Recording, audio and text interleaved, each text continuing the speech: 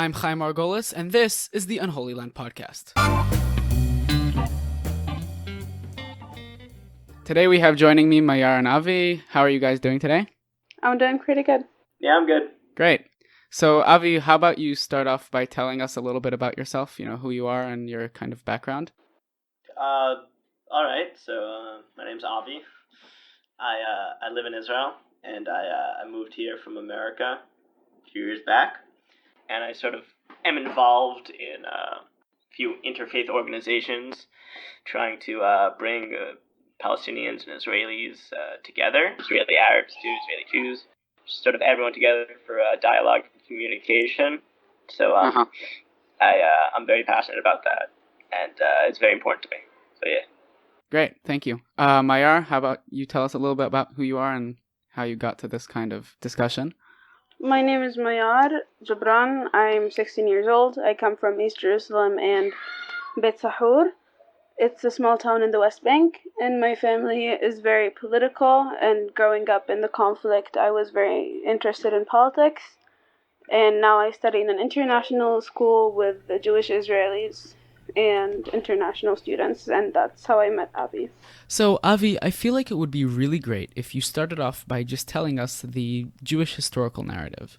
And also, if you don't mind telling us whether you feel like the history behind it is really relevant to the current discussion today. All right. So the general claim is, the general narrative is that Jews, modern day Jews, are the descendants of ancient Israelites. And the ancient Israelites, according to, it's sort of a debate because it's unclear exactly where they came from, but the general consensus among historians today is that they came from, they sort of broke off from the Canaanites and became their own individual sort of, or multiple tribes and became their own sort of group, maybe with a mix of Egyptian people or Mesopotamian people, but generally the majority coming from the Canaanite culture and Canaanite region and people. And sort of broke off into their own thing, developed their own religious beliefs, and slowly became their own ethno-religious group. And then had, historically speaking, the kingdom of David, which, in the Bible it's referred to as a giant kingdom, but historically, its size is unclear, but there's evidence of it existing. And then there was a split. Goes on to sort of continue some form of sovereignty in the land. Up until the Roman conquest, and then the Great Revolt. There was a Great Revolt of the Jews against the Romans in 70 or 66 to 70 AD or 73 AD, and that led to the destruction of the Temple in Jerusalem. At that point, it was that place was the province of Judea in the Roman Empire. So it was still considered Judea, right? And then later, in the year 132 to 135 CE, it was Bar Kokhba's revolt, which was another Jewish revolt against the Romans, which led to which was also a defeat of the Jews, and led to mass exile. Before that, there were periods of Jews leaving the land, but this is a major a major loss for the Jews. A lot of them left. A lot of them spread over the Roman Empire. Did they leave of their own accord? So, sort of, it depends. It depends when. It's like both, pretty much. Some people fleeing, some people, leaving war. It depends when, because Jews had been sort of leaving the land even before that revolt. But that revolt, Jews were taking into slavery. There's a lot of people killed, So a lot of people were leaving because of war. A lot of people were leaving just to get out, depending. It really depends on what time period you're talking about. And after this, was there any presence in this land, in Israel, Palestine, of the Jews after this? Yeah. There was still a very small presence of the Jews, definitely. There was a unbroken presence, even if it was small at certain points in time, of Jews in the land of Israel. You won't be able to find a point in time where there was literally not a Jew in Israel, or the historic Palestine. So what happened after this revolt is that the province of Judea, its name was changed to Syria Palestina, right? And the Jerusalem, its name was changed to Aelia Capitolina, which I believe that's how you pronounce it. I'm not a historian. I'm not sure. Can't read Latin. Changed by the Romans. It was changed by the Romans, yeah.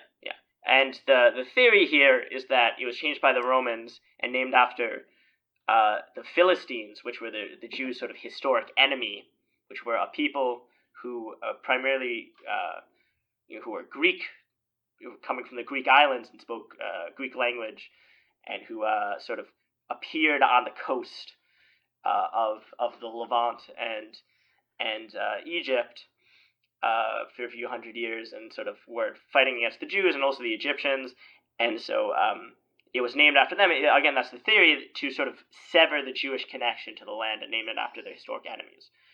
So that's really where the first period in time where that land was called Palestina or Palestine, right? Uh-huh. And so after that, the next time the Jews had any sovereignty or claim, had any sovereignty or autonomy, was the state of Israel. So the claim is that our ethnogenesis was there. We had a state there. That was our land. That was where we came from, and that never stopped. We always, even in that period of 2,000 years where we didn't have a state there or autonomy there, we still dreamt of going back there. We said in our prayers, we're going to be in Jerusalem. We're going to come back, sort of, and then up until the day where we really did come back and create another state. So we never really lost that connection, and we never lost that claim. So that's the general narrative. All right. Thanks, Avi. So, Mayar, what is the Palestinian narrative? What's their connection to this land? So the origin of Palestinians comes from the ancient Canaanites, mixed with Egyptians and Anatolian people in the ancient times. And as Avi said, the word Palestine comes from Philista, which is the name that was given to it by the Greek writers to the land of Philistine. And is there any connection between the Palestinians and the Philistines? Yeah, that's how it actually started. Like the word Palestine itself. Right. But between the Palestinian people and the Philistines, is there any kind of connection? The Palestinians that exist today would have some roots of the Philistines. Uh-huh. Yeah. So the name was also revived by the Romans again when it was called Syria Palestina, and that kind of made its way into Arabic. And then also Islam was brought into Palestine during the Muslim conquests of the 7th century, when armies of the Arabian Peninsula under the Rashidun Caliphate conquered that territory under the control of the Byzantine Empire. I don't know how to say them well in English because I'm used to them in Arabic. It's all right. Yeah. Don't worry about it. So that's how the Muslims came. And then there was this entire ideology of nationalism, which came from Europe, and it had the ideal of a government that embodies the spirit of the people, and they didn't know how to really apply this ideal, and they didn't know how to constitute a nation and where must the boundaries be, and that was like a debate itself for Palestinians.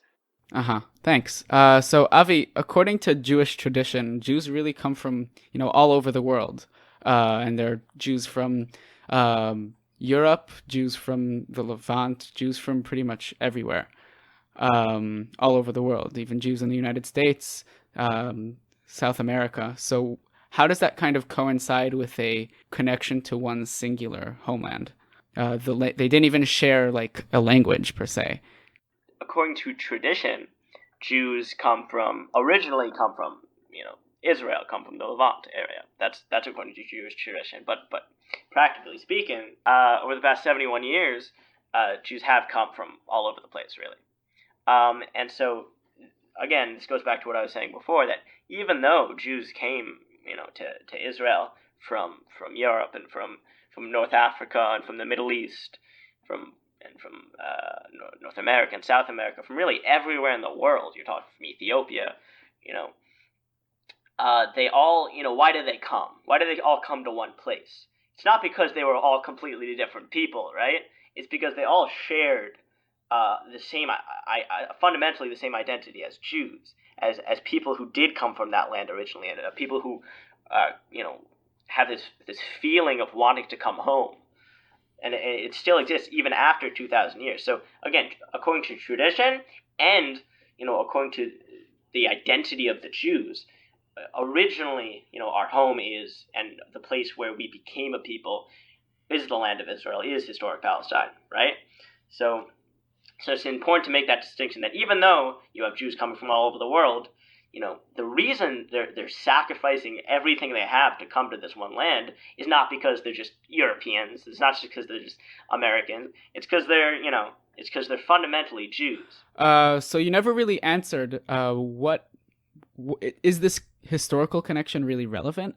So I think history and facts do matter. I think it's important to recognize them. And I guess that the question that would be asked is, right now, does the fact that we had a land here, that we lived here 2,000 years ago, does that affect the political situation, or what the political situation should be now? And I think it's important to recognize, no matter what, that Jews, even before 1948, that Jews had a claim and have a claim to the land of Israel, right? Have a historic claim, have a cultural claim, have every right to be here and to live here. And so I think when you take that into account, history does matter, because not every people has a claim to every land. And it's important, because without knowing history, you'd look at a bunch of Europeans, seemingly European people, or even North Africans and people from the Middle East and people from America, just people who have no connection to the land, seemingly coming to this land saying, oh, it's ours now, right? It's our state. And from that perspective, it looks like colonialism. And that's why I think a lot of people are under the impression that it's just like some European colonial project, even though the majority of people in Israel don't come from Europe, right?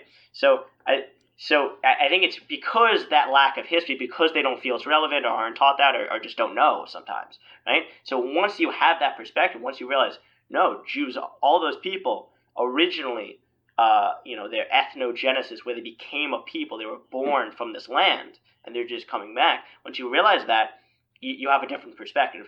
Does that mean you could say, oh, we were here 2,000 years ago, now Palestinians aren't allowed to live here? No, that's ridiculous. That's crazy. That's not the logical progression of that.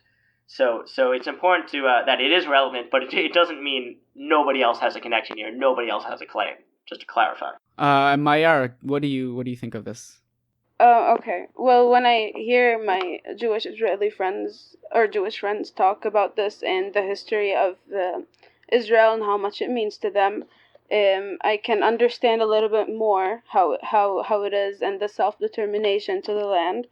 And at the same time, I think also when religious Jews talk about it and their own historical claim, I think that it kind of puts the Palestinian narrative in a challenging position to like the outside. Because they would reference religion and the Bible and say that the land was promised to them by God, and then ask me what I have.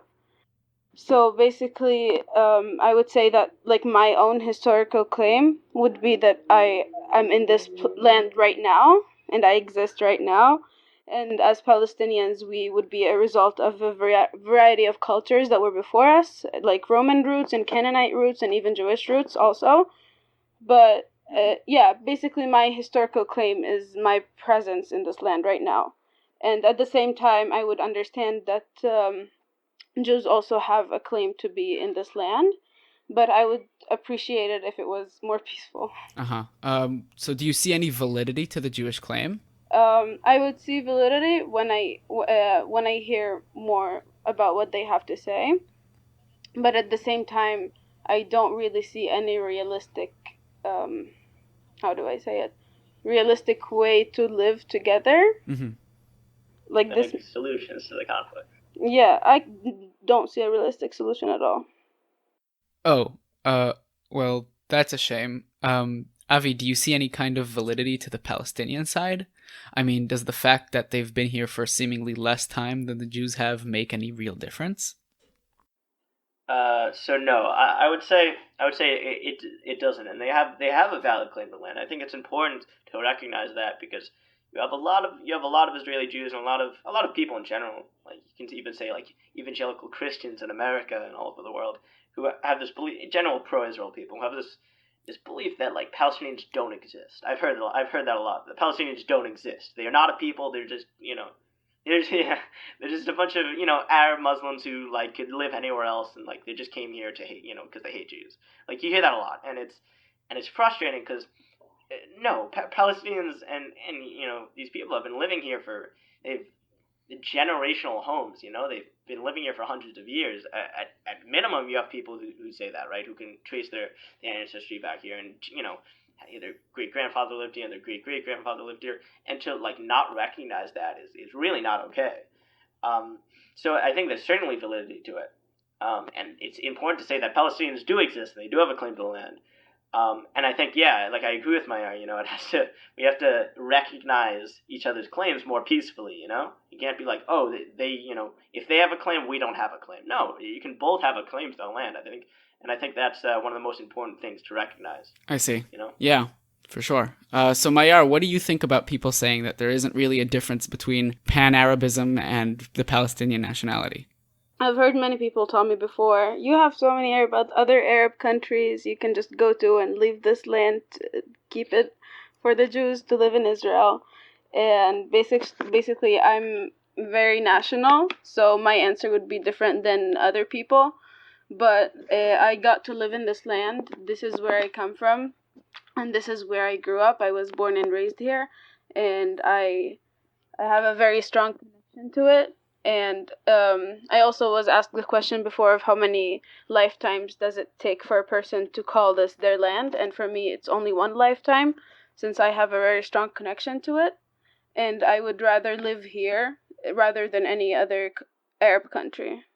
You pretty much are saying that the Palestinian opinion doesn't coincide with your own. So what is the general Palestinian opinion? I mean, do they really want to, throw all the Jews into the sea and create some state in which Jews are not allowed to enter? Well, it depends on who you talk to. Most of them would be human, so they wouldn't just throw other people outside of a land. But most of them also have struggled their whole life and haven't seen a very good picture of Jewish Israelis and would actually agree to that. So it really does depend on who you talk to. We have very different opinions, and I think so do Israelis in general. Arab Israelis, Jewish Israelis, they all would have different opinion like this.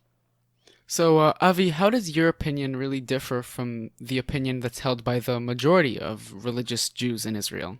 Yeah, so I think I'm in a similar situation to Mayar, and I think Israeli Jews and Jews in general are also in a sort of similar situation, like just like any other people, there's a lot of diversity of thought, there's a lot of different opinion. And it goes back to like the famous line,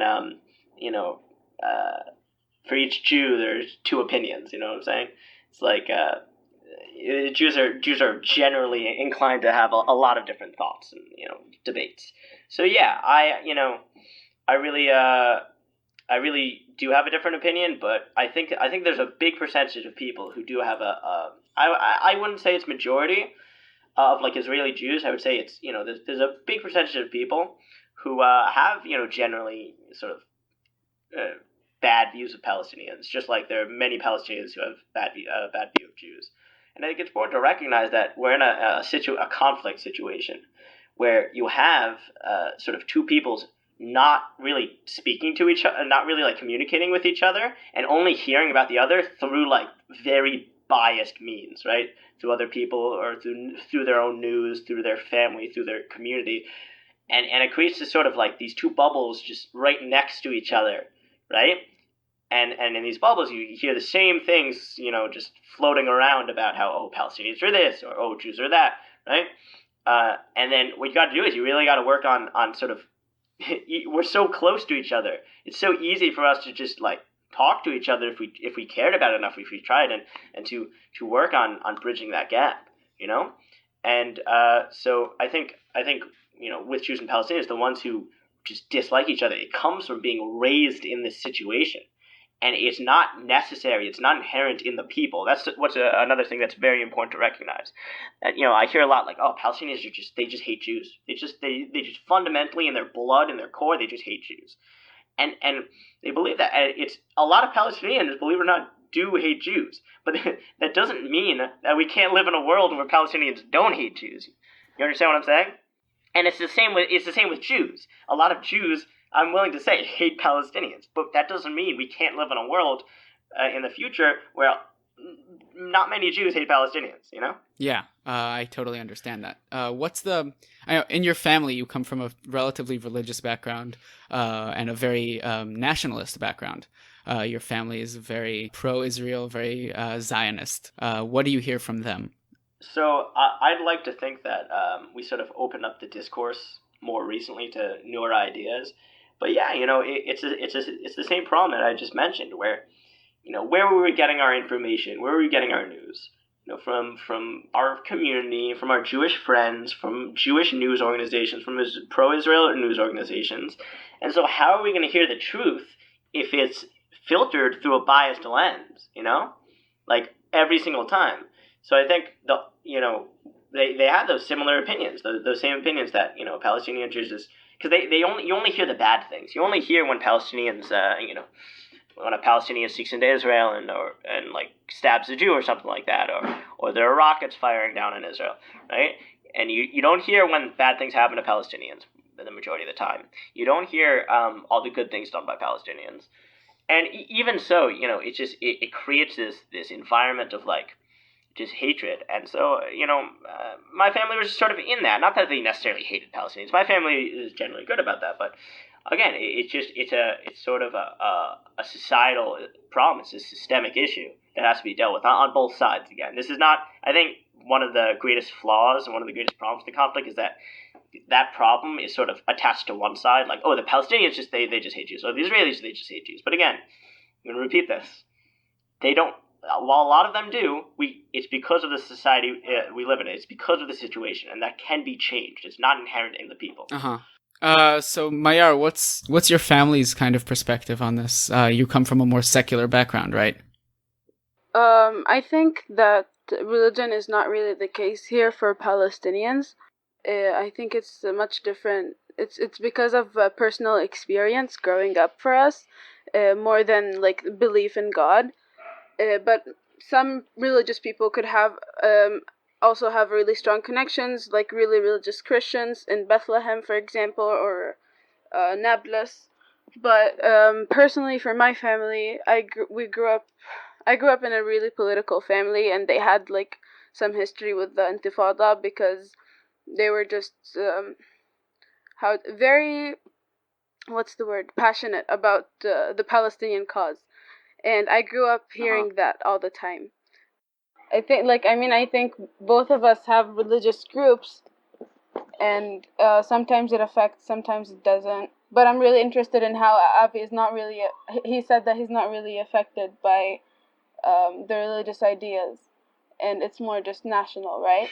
No, I mean it's complicated because Judaism and the Jewish people are a complicated people where they're an ethno-religious group, right? They have an ethnicity, and they also the religious aspects of Judaism are really like intertwined with the culture, right? So you have a lot of people in Israel who are who are traditional Misoati, right? Who they believe in God and they believe in Jerusalem, in Judaism, and they believe in all of that, but they also aren't so strict about the actions, right? Not so strict about as strict as like Orthodox Jews or even ultra religious Jews, and so there's it's like it's sort of a bell curve almost, right? But you have the majority of the people are sort of in between. They're not super extreme on one end or super extreme on the other. They're not like, oh, God totally doesn't exist, Judaism is totally nonsense, or like follow everything in Judaism like it's your life. It's mostly, especially in Israel, you have such diversity there. You have so many different perspectives. So I think Zionism, as it is for the most part still coming from history and coming from culture, and right, even though a lot of people do think that, right? So And I'd argue that that's not a fair way of looking at it, because anyone can argue anything from a religious point of view, but it's important to look at history and how that drives us to here. At the end of the day, doesn't the religious yearning for Jerusalem play a significant role for most Jews, seeing as it is prayed for 3 times a day according to the Jewish tradition? I would say you're not correct there. Where it's not that. It's not that. Oh, Israel's just the Holy Land. Israel's just it says in the Bible that that's where we came from. So that's where we should go. So let's go there. I think I think that certainly factors into it, and certainly saying it in our prayers. We recognize it constantly through religion, but first of all, it comes from just where we originally came from historically, where we draw our roots from, like where our great grandparents originally came from. It's also a practical and historical and real thing, not just spiritual and religious. In fact, I would say Zionism in the land of Israel really should, if it doesn't, but I think it does, come from that, as opposed to just it's like it's the Holy Land. It's where we're supposed to go to be Jews. Like, no, it's not. That's more of a personal opinion, I would say. But I do think that that's also how the majority of Jews feel. So let's jump back to Mayar real quick. And again, Mayar, sorry if I'm mispronouncing your name. I'm not a really big Arabic speaker, but I just wanted to know, what are the Palestinian people really comprised of? Are they just Muslims? Are there Christians mixed in?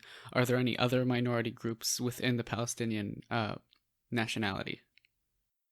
Okay, so here in the West Bank, basically, we're Christians and Muslims. There are Druze people in Israel who are also Arab, but we don't really communicate with them or the Arab Israelis as much as we are communicating with each other. I don't really present the Palestinian narrative very well because I'm not very religious, or how do I say it? I'm called a normalizer because I actually talk to Jewish Israelis. But other than that, I would say that most of the Palestinian people, their opinions are kind of backed up with, not most of them, but some of them are backed up, their opinions is backed up with religion, because many religious Muslims would feel like they have a connection to the Aqsa Mosque, and it's only theirs, and they don't want Jews to be around it. They don't want, they want it to only be theirs. And then the Christians are very connected to the Church of Nativity, and the Christian what's the word? The Christian background of the land, and also the Muslim one. But other than that, I would say that living in the conflict and seeing the Israeli army and all of that daily makes us very political as a nation, and makes us really ask for a country, makes us want to have a voice, want to be heard, and all that. So you said you're kind of called a normalizer. So does that name kind of mean that there isn't really room in Palestinian culture to voice recognition of the Israeli side of the conflict?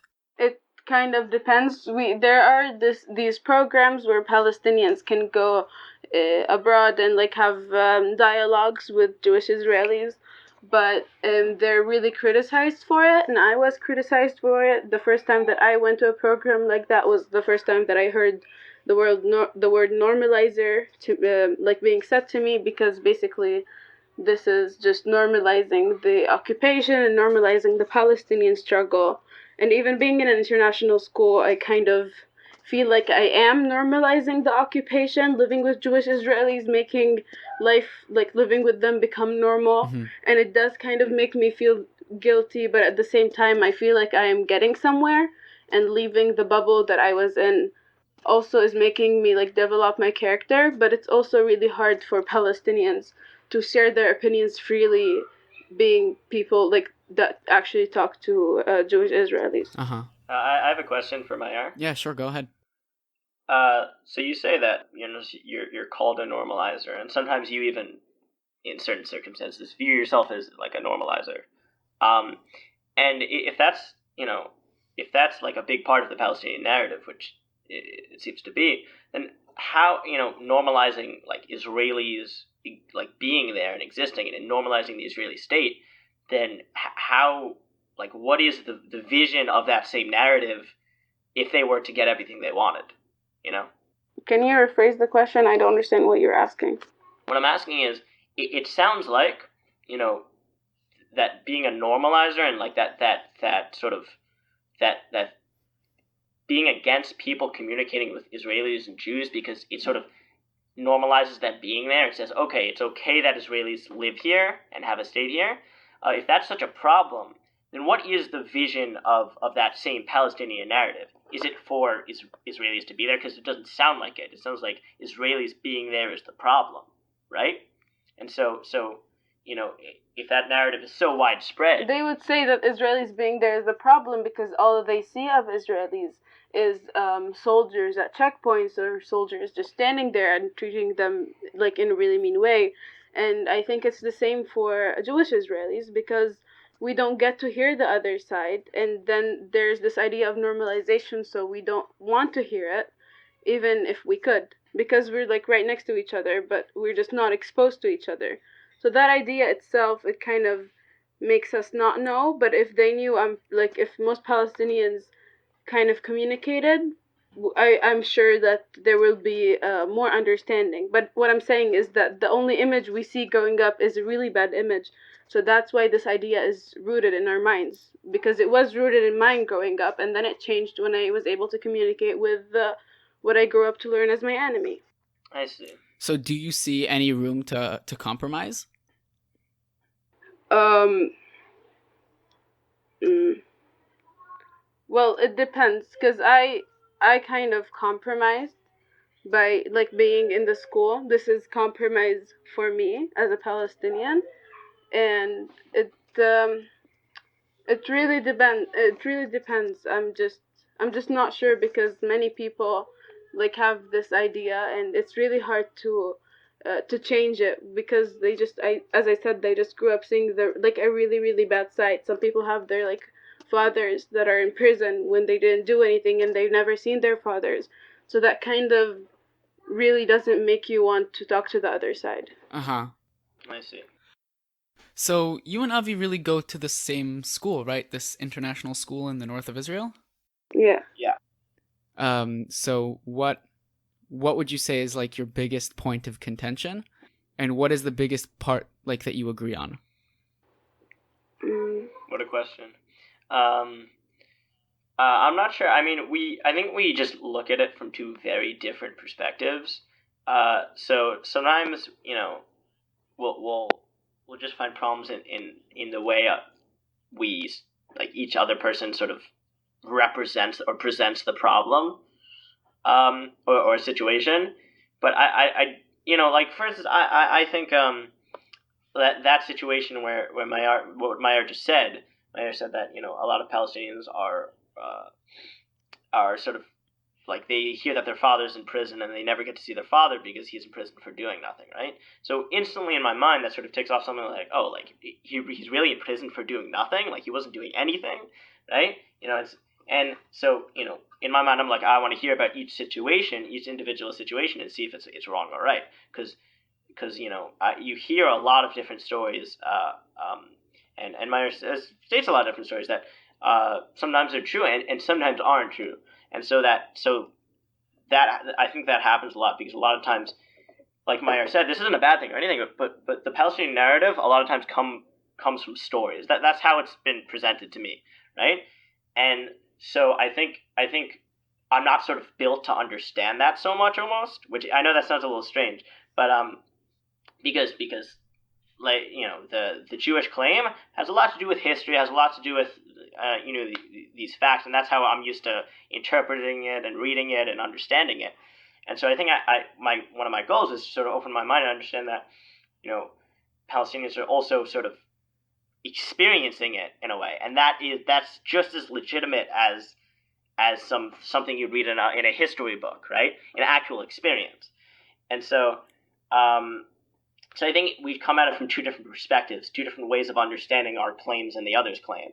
So I think that breeds a lot of contention just through just how we talk about regular things, even if we don't fundamentally disagree with each other on a lot. So Mayar, what do you guys agree on? Do we agree on anything? Yes, Mayar, we agree on things. Okay. God, it sounds like I'm talking to some like old married couple. Jesus. What do we agree on? I think we both agree that like literally both of us have a right to exist in this land, and none of us like have to be kicked out or anything, because we're both like human and we understand each other. But that's okay. Yeah, but I always seem to disagree with Avi when we like talk about history, because we're not just stories. I mean, I also have history here. Like Muslims and Christians also have history here. But at this point, it's been 70 years of the conflict. I think we should start talking about stories and emotions rather than history, because I feel like whenever we start talking about history and who has the better claim, it's just trying to make like one side look better. I guess that's how I would say it. So what's the most kind of ridiculous argument that you guys have had on, the whole Israeli-Palestinian conflict? We have argued about like hummus and falafel, which is funny. What was the argument there? Well, that's a whole other video, to be honest with you. Yeah. but the argument from my side is that hummus and falafel, they're, first of all, they've been a cultural food of hundreds of thousands of Mizrahi Jews before 1948, right? For hundreds, even thousands of years, because Mizrahi Jews exist. They lived in North Africa and the Middle East for a long time, and that was their cultural food. And when they were, for the most part, actually kicked out of the Arab lands and and North Africa and the Middle East, they came and they just brought their cultural food, what they've been eating for so long. And the makeup of Israel is actually a slight majority of Mizrahim, and especially before the Russian, I believe hundreds of thousands, even almost 1 million Russians came in the 90s and early 2000s and late 80s, right? So even before that, it was even more Mizrahi Israel. So it becoming a cultural food in Israel, which is, again, Israel's a country in the Middle East. It's not surprising, and there's nothing wrong with that. It is a cultural food. It doesn't mean it originated with Jews. That's not or originated in Israel, just like it didn't originate in Palestine. It originated, I believe, in Egypt, right? Exactly. So if it becomes a cultural food, that still counts as it being a cultural food. That's my argument. Sounds like a much more serious argument than I expected an argument about hummus to be. Yeah, we get serious about it. It's legit. Yeah, it was really heartbreaking to hear him saying that hummus is like Jewish and stuff, because the word itself was Arabic, and I'm just used to eating hummus and falafel and Arabic salad, and then they call it Israeli salad, and I'm like, what? And that was the most heartbreaking thing in this entire school. Yeah, it's just like you say it's even an Arabic word. I mean, do you know how many Jews? Yeah. Were speaking Arabic, right? Yes. It's like so I think that has to do with a bit of an erasure of Mizrahi Jews, which is a big problem among Jews and among other people. I think they have to be recognized as like, hey, there's a whole group of Jews that just didn't come from Europe, right? And so I feel like that sort of hurts the narrative that, oh, Israel's just a European country, it's just a European settler colony, right? It's like, no, but the majority of people there are from the Middle East, Yeah. So that's a whole other argument, but that's a sort of a silly argument that we have, because my brother likes to call it the Intifada. The Intifada. So do you guys think maybe we should have an episode on the Intifada? Yeah. All right. That'd be great. Awesome. So unfortunately, we are out of time, and this is kind of all we have time for, but thank you guys so much for coming on. Thank you.